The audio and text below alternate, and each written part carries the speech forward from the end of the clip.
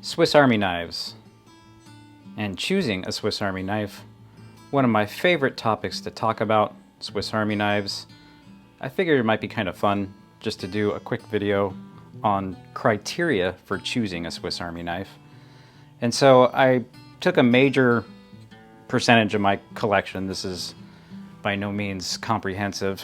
Many are either in kits or lost or confiscated by TSA in some cases.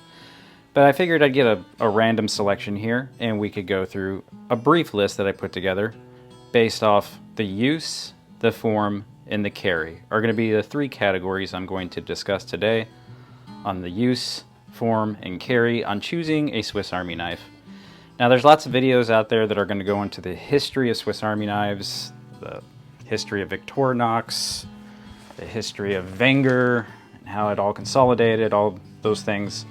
I don't have the time or patience to do a historical recount, and many people have probably done it better. So we're just going to go through some basics on Swiss Army knives. So the use. What is your mode of use? Are you in the office?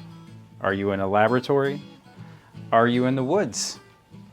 Well, in my case, I'm in all three of those environments, so I choose different Swiss Army knives depending on what I'm doing for the day. Maybe you spend a majority of your time in an office, I don't know. But for laboratory and general office use, I generally select the compact, which is a very powerful little toolkit and a 2-layer knife. And the layering is something that probably would be a good thing to discuss regarding the size, and portability, and carry. So we'll go into the layers in the carry section. But for now, we're just going to discuss use.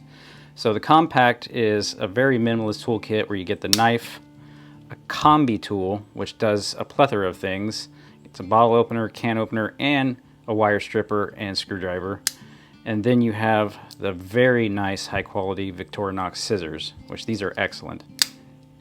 On the back, you have the very unique tool being the parcel hook, but this is the only one out there currently that I'm aware of that has the file in the back of the parcel hook. So technically a combi tool on its own, plus scales, which of course have the writing ball pen and the little push pin right there in the scale. You can see this one's been carried a lot because it's kind of filthy. Corkscrew with a little mini screwdriver and the corkscrew makes for fixing your eyeglasses. So this might be a good option for an office use.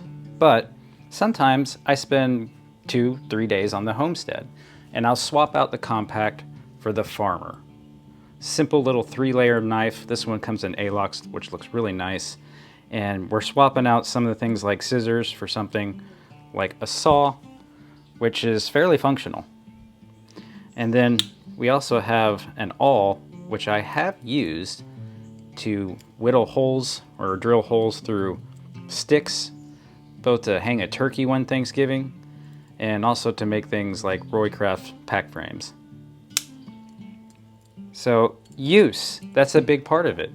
A cyber tool, maybe if you work on electronics a lot, it's a great laboratory tool. I can tell you that from my personal experience, being that you get a bit driver, which has little Torx bits, which is great for around the laboratory, and then a tiny little set of pliers. And these are really good for like circuit boards, fuses, small electronics I've found through use. I actually use these a lot when I resoldered the pickups on my guitar. So some examples of use, and then use could also be specific use, because there's Swiss Army knives with specific use. For example, Victorinox, which one is this called? 580. This is called the 580 nail clip with wood scales. This was a specific purpose of having a nail clipper. I do wish they would have included the cuticle tool that comes in the Midnight Manager. That would have been a great nail tool, but the 580, I use this to clip my fingernails, specific use. The rescue tool.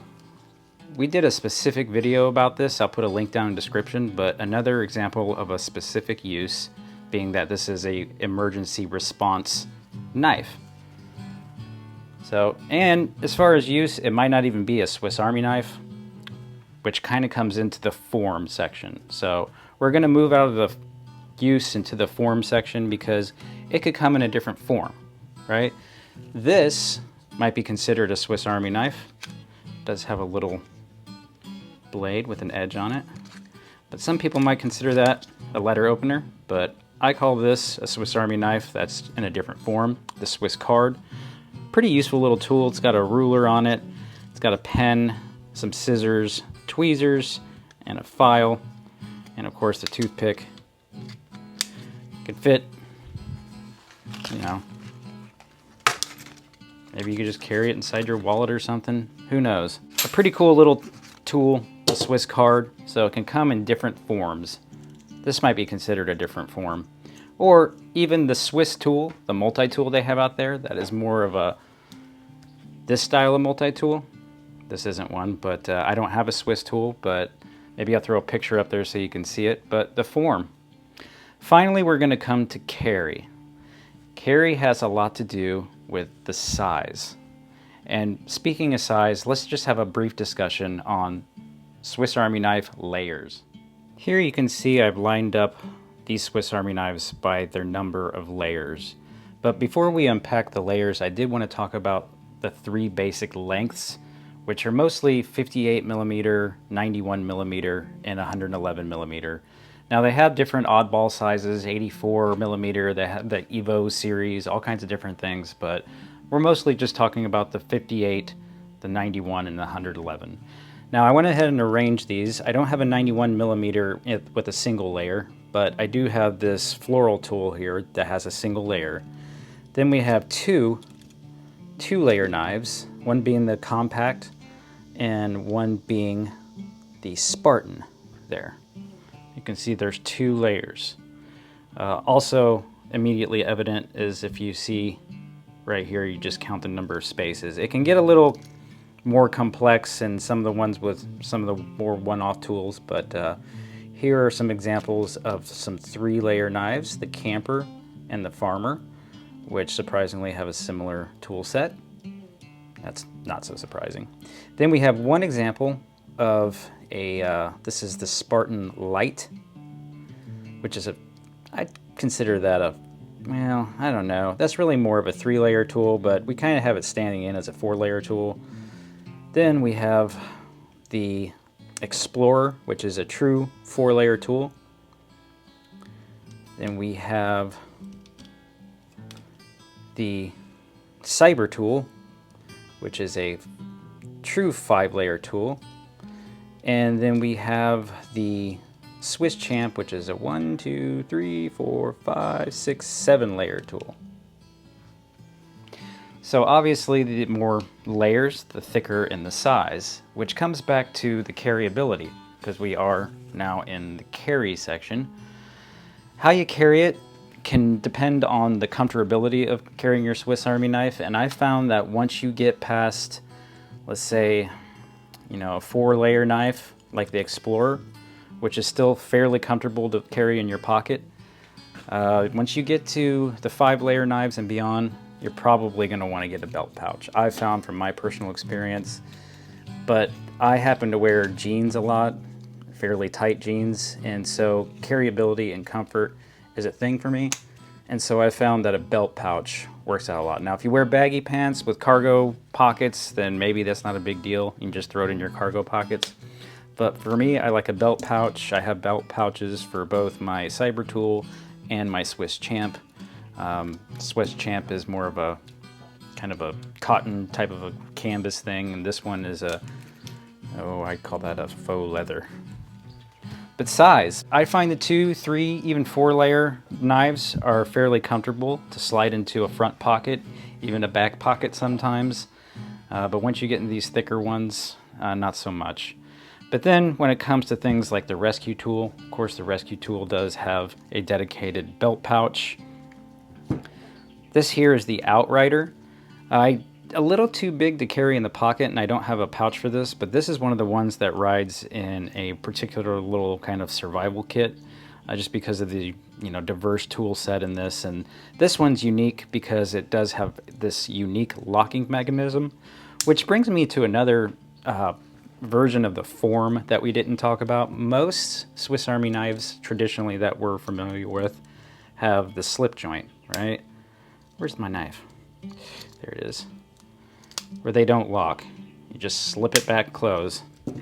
Where some of these, like this Ranger Grip 76 or this Outrider, and even the Rescue Tool, have locking blades, which make them non-permissive for certain places, right? Like you can't have those over in certain countries in Europe and things of that nature, and you know, that's too bad.